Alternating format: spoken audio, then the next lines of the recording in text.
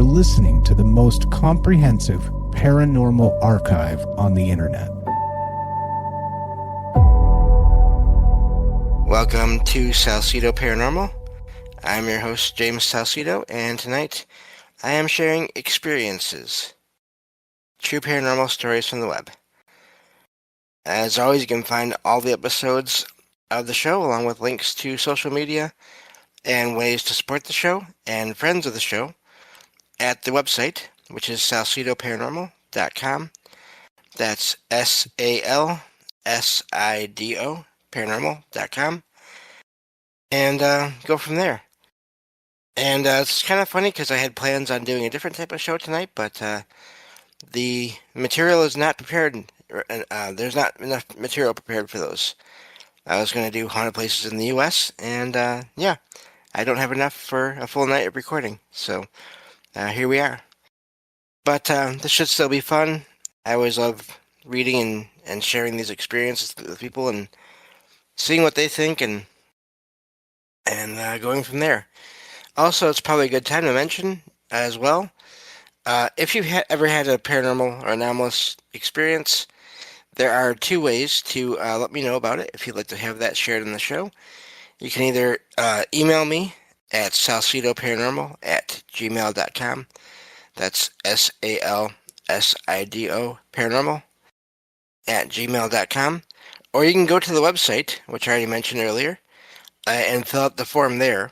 And you can either just share your experience in written form, or you can do that, but also you can request to be on the show with me to talk about your experiences if you would like to do that and have a more in-depth, if I could say the word, conversation about those experiences.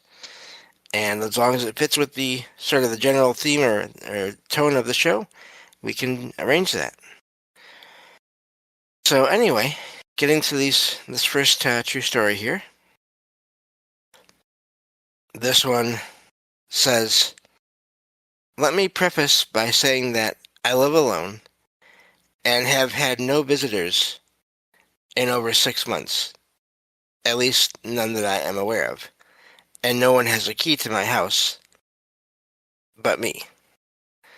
I woke up this morning and found lying on the bathroom floor a partially used up roll of toilet paper, a roll with about a few days left on it. Aside from the fact that I have never and cannot fathom a situation where I would use most of a roll and then take it off the holder to put a whole new roll, a new one, on when that much was still on the roll. But there should have been no one else in the house who would do so either. And if I did for some reason, I would have thrown it away and not placed it in the middle of the bathroom floor. The roll on the holder is not new either. It has been there a few days. But I know I did not do this, and I don't sleepwalk either. I wear 2 plastic night splint boots on both feet that take some doing getting in and out of. For plantar fasciitis, I believe it's called.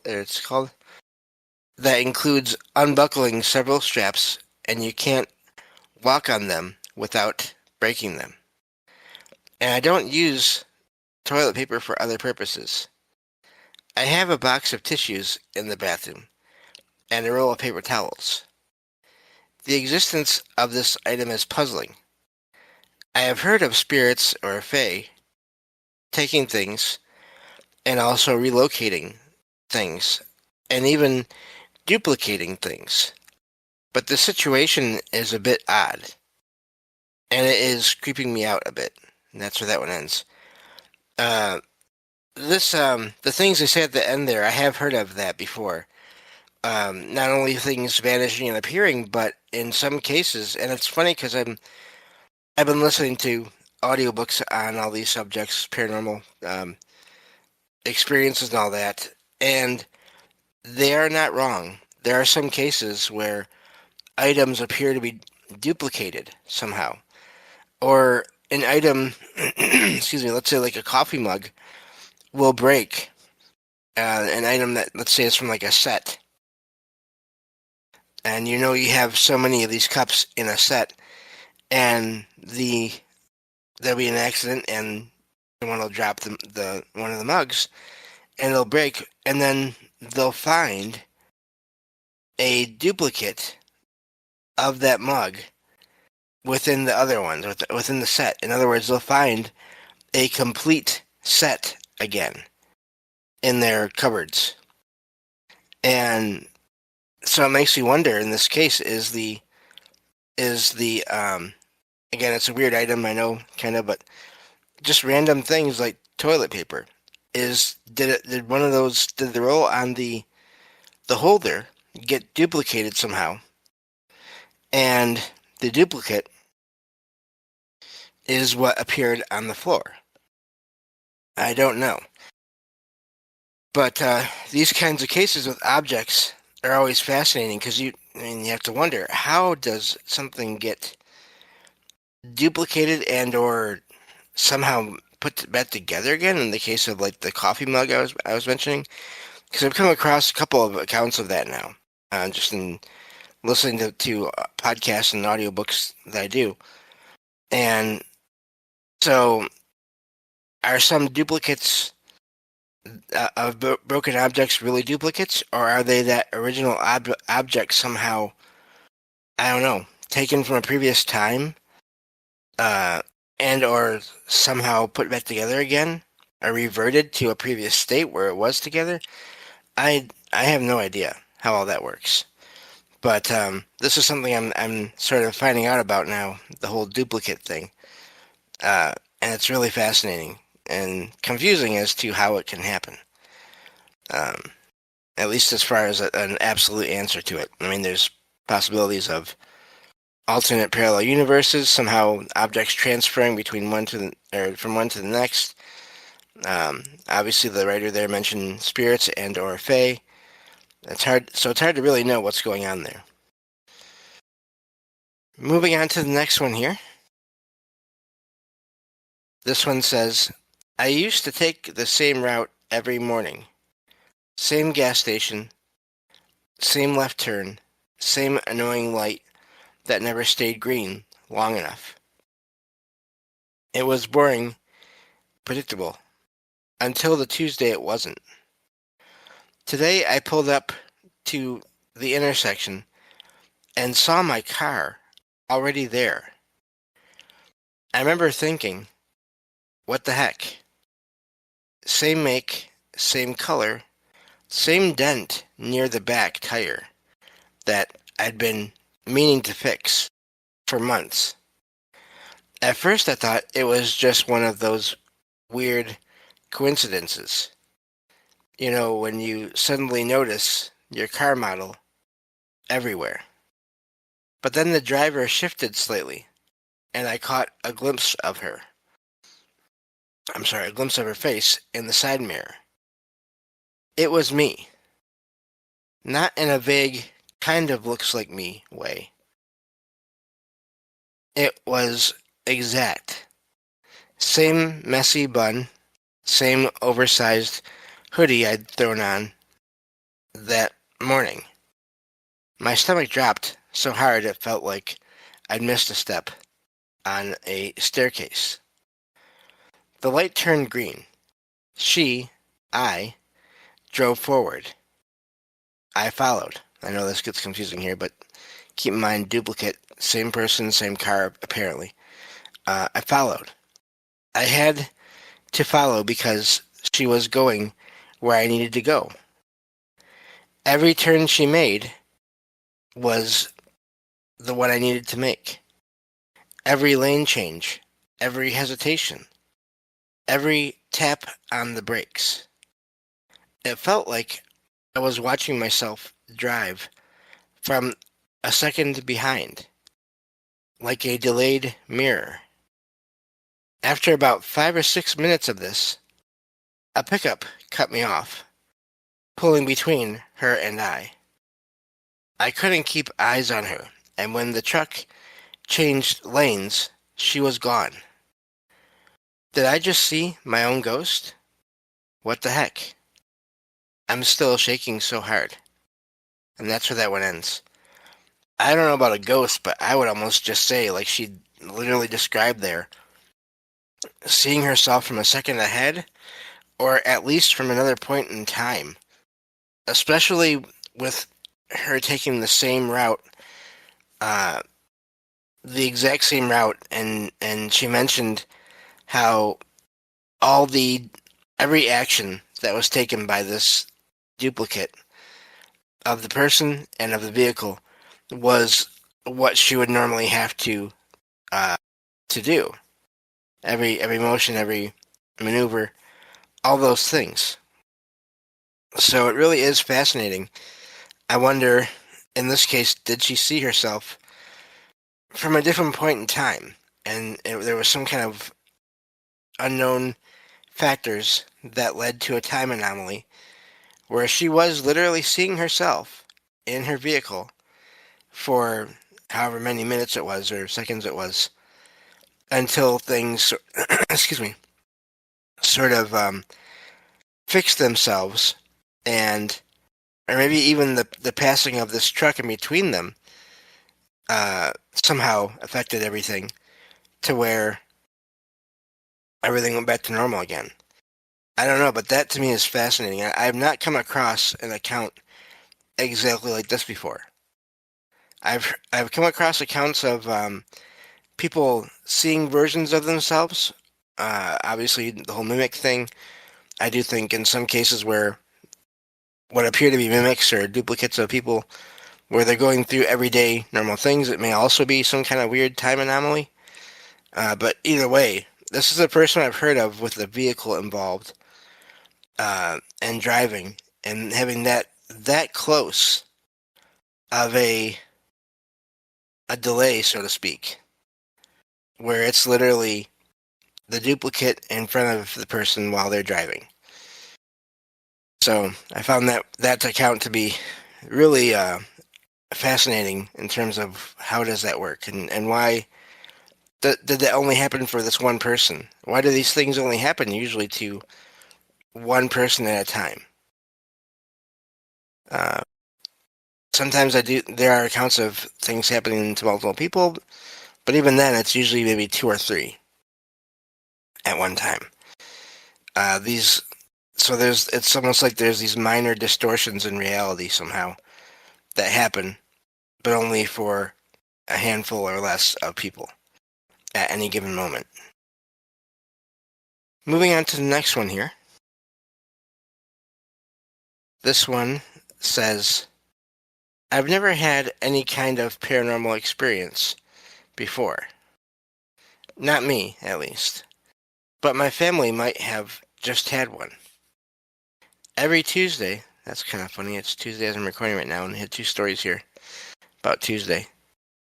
I work late. My wife was at home with our two kids in their bedroom, reading bedtime stories. Just a normal, quiet evening. Then suddenly, they all heard the front door open. Sorry. And right after that, they heard my voice, clear as day. I'm here. And then my older son's name. Come here. My son reacted immediately. The dog did too. He got up, alert, like I had just walked in. Except I wasn't there. My son went to check. Nothing. No one at the door. The dog was confused, walking around like something didn't make sense. A few seconds later, my wife texted me, half joking, "Are you nearby or something?" I wasn't. I was still at work. So what did they hear? For context, we live in a brand new apartment building. No history, nothing creepy about the place. We're not into paranormal stuff at all. No Ouija boards, no weird rituals, nothing like that. And yet, all three of them heard the exact same thing. My voice calling my son. And that's where that one ends. Again, having these similar accounts here, this may be another example of some weird kind of time anomaly where they heard things. I wonder if the door was actually open or not. Doesn't sound like it was. But either way, I wonder if this is related to these last couple of accounts I just read there, where they literally are hearing the writer's voice there, the father of the family, I guess. I believe it said. Anyway, the writer of that post hearing their voice. I shouldn't say father because I don't know for sure. Anyway, hearing that voice and saying the son's name and everything, and the dog going there and being confused. Again, whenever you have animals involved and they're acting weird, there is no programming or propaganda or sort of bias, I guess is the best word really, in dogs and animals when it comes to the paranormal. They're not fooling themselves. They're not writing things off. They are they're reacting to whatever the experience is, and that's it. That's basically, as far as I've heard and read, that's the end of story. So, yeah, I wonder if that was some kind of a weird time anomaly again, where 2 points in time intersected and they heard the sound of the voice and the door opening and I'm guessing closing. And but then the anomaly ended, or broke, or however that works, faded away. And the person was not really home. Obviously, they got the text asking if they were home, and they were not. So, really fascinating how many of these accounts you can find if you look around online. They're just everywhere. Moving on to the next one here. This one says, "This is not my area of expertise. I would love some sort of explanation for this. I'm currently in my final semester of college. Things are stressful. I've been having trouble sleeping. I do what I can to tire myself out during the day, but sometimes I'll just lay down without being able to sleep for hours. I watched a video on sleep practices, and the person on the video said one of the faster ways to fall asleep was to envision yourself sleeping. So I did that. The issue with that, which I'm still not sure what was going on, but I woke up and saw myself sleeping in my bed. My room was also the exact same. The only difference is that I couldn't really hear anything. There was some noise, but it seemed external. I was able to move freely within my room. It was just like I was looking at another me. That lasted for a few minutes, but I came to and woke up in my bed. This didn't feel like a dream. I was very self-aware. It felt as real as what I'm doing right now. I couldn't get back to sleep after that. I was spooked. Anyone know what this is? It's kind of unnerving, and that's where that one ends. I do think, possibly due to the visualization, or the sort of intention of trying to fall asleep, this person may have done just that, and then had an out-of-body experience. And it seems like that may be what happened. Again, there was no apparitions, there was no other anomalous things happening. Just this weird experience they had. And if they're not into any of these topics that we all kind of that listen to these shows and watch these kinds of shows are into, they may not have ever heard much, if any, about out-of-body experiences. And this is why doing this, sharing these experiences and talking about them, not just on my show, but just all kinds of shows, is important to get that information out there about the possibilities of what people could be experiencing. So, let me check on these next two here. I know we can get at least one more. I'm just curious if we can get another one after that. Maybe. Yeah, I think so. This next one says, ever since I was a child, sometimes when I walk down the hallway, I see a tall man wearing a hat. I can't see his face. He's literally like a shadow, a silhouette. I always ignored it because I thought it was just a child's imagination. It's much easier to believe it's my imagination. But these past few days, I slept at my grandmother's house, and my cousin said she went to get a drink of water in the middle of the night. I was sleeping in the living room. Excuse me.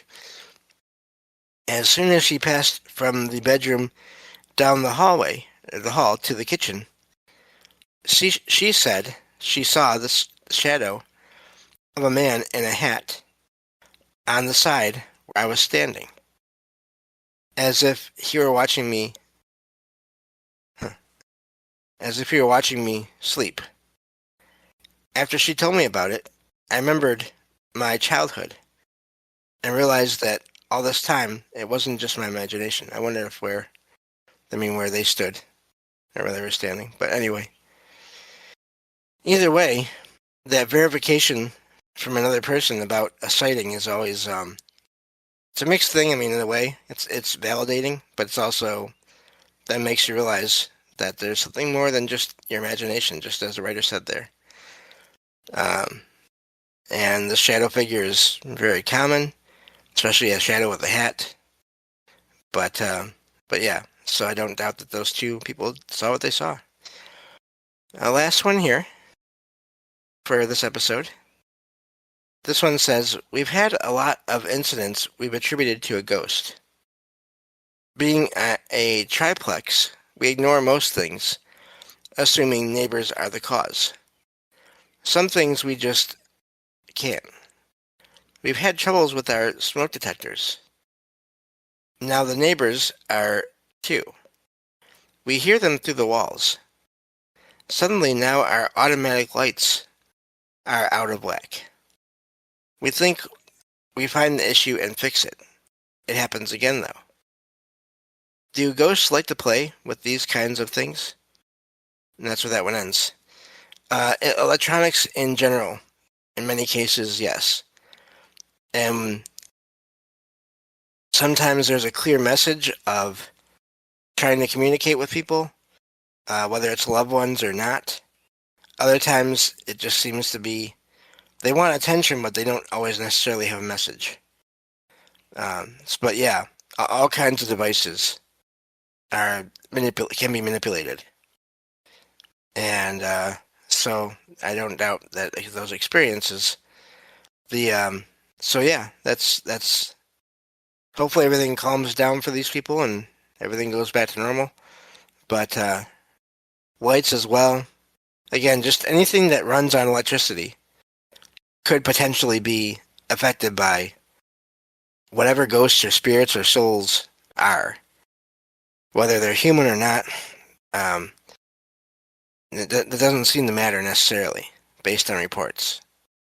But that is all the time we have for this episode. Thank you all for listening, and I will talk to you all next time on Salsido Paranormal. Take care.